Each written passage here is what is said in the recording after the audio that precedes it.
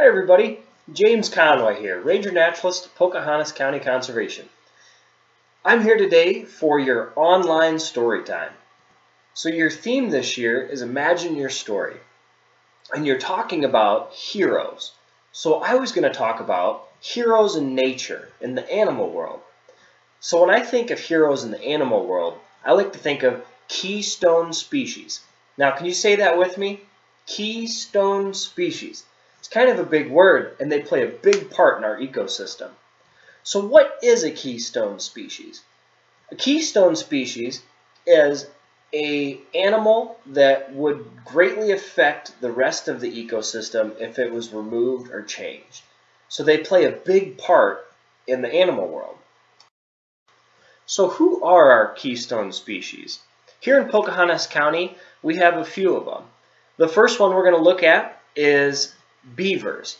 So beavers, they like to live in wetland areas, and around here we actually have quite a few of them. And they actually dam up the water, so if they hear running water, they like to build up a dam and slow that water down or stop it, which causes the water to back up and make a pond. And when that water makes a pond, it creates a lot of habitat for other animals. So when we look at beavers, the dams they create, they clear brush and they change that habitat a lot. So if you were to move those beavers, it would change things a lot. So beavers are one of our keystone species.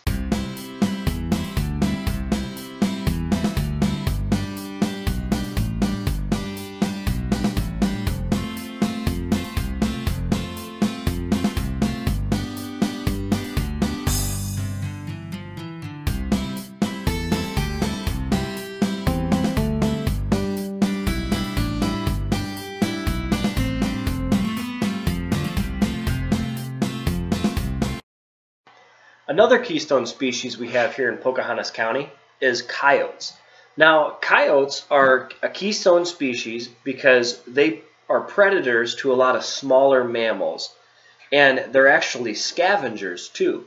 So they actually clean up a lot of the dead or injured wildlife and help keep the ecosystem going. Now, when they eat a lot of mice and other rodents and things like that, that's going to knock those populations back. So they're going to actually keep a good balance of every other animal. And that's why coyotes are a keystone species.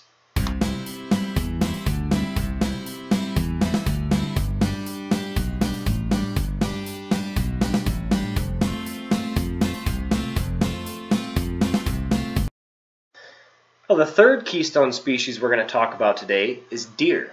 Now, deer graze on a lot of vegetation, and we have a lot of deer in Pocahontas County.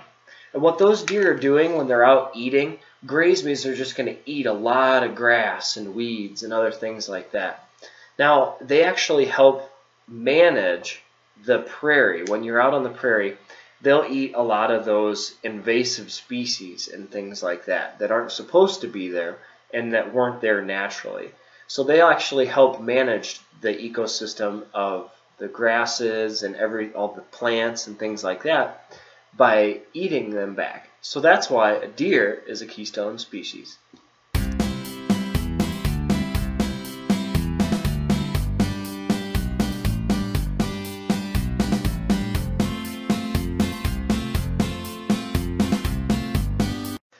The fourth and final one we're going to talk about for keystone species is bison. Now, today we don't see very many bison, but back in the olden days, a long time ago, there used to be thousands and thousands of wild bison roaming the landscape. Now, what they would do is about the same as what the deer do now, is they would eat a lot of vegetation, and they would knock back a lot of invasive species and kind of manage the plants and stuff on the prairie. Now, when a bison rolls around, they would kind of scratch their back in the ground, and they would make a big divot called a wallow. And when they do that, after it would rain, water would fill up those little divots and make like a little pond. And that's stuff that frogs and toads and lizards and snakes and stuff would live in. So they would create kind of their own little ecosystem in those little ponds. And that's another reason that bison were a keystone species back long ago.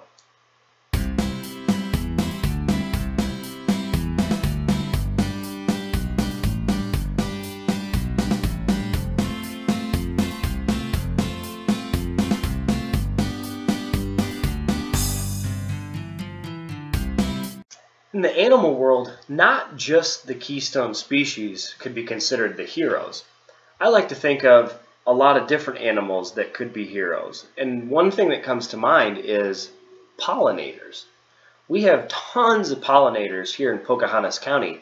And if you think about their role in nature, about 1 in 3 things that we eat today would be considered there from pollinators. Now, pollinators actually help keep plants alive all over the world. And we have all sorts of different kinds of pollinators too. So let's take a look at a few of them. One of the pollinators we have is bees. Now we have actually over 4,000 different species of bees in North America. And bees are pretty remarkable. I don't know if any of you like honey, but that's where you get honey from, is bees. Another thing we have is butterflies. We have a lot of different species of butterflies, and a lot of them make a huge migration up from Mexico, and the most famous one is the monarch butterfly. Another type of pollinator that we have is bats. Now, I wouldn't like to think of a bat as a pollinator, but they are. Some other things that we have are other birds like hummingbirds, and even chipmunks are actually pollinators. So if we look at some of the different pollinators and the different roles that they play, I like to think of them as heroes. One thing you guys talked about was the fact that a lot of heroes live in castles or fortresses. Now, when you look at the heroes in nature, they also have their own type of home and castle. So let's take a look at a few different nature castles. The first one we're going to look at is a beaver lodge. Now they actually have underwater entrances to these lodges, and they swim up from underneath. And they can actually live in there all winter long and stay warm.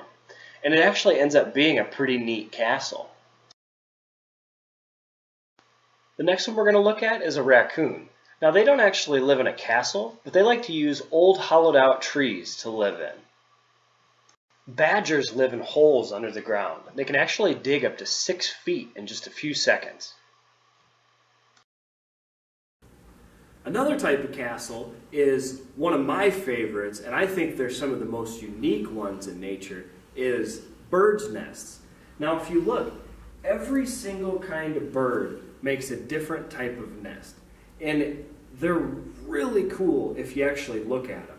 But one thing to remember is if we ever find a bird's nest, is you never want to mess with them. So if you find a bird's nest sitting in a tree or something, you want to just let it be, because it probably has baby birds in it and things like that. So if you look at some of the different nests, this one you can see has actually got mud all the way around the outside of it, and it's built in there pretty neat, which is kind of a cool castle. So they make them out of all sorts of stuff. So you can find some that have grass in them, and you can see this one actually has some cattails and some reeds sticking out of it. And some other ones you'll find up high into the trees. So you can see this one here was actually built into a branch. So all sorts of different kinds of nests, and I think they're pretty cool castles. So I hope that was a good story time for you guys, and have a good one.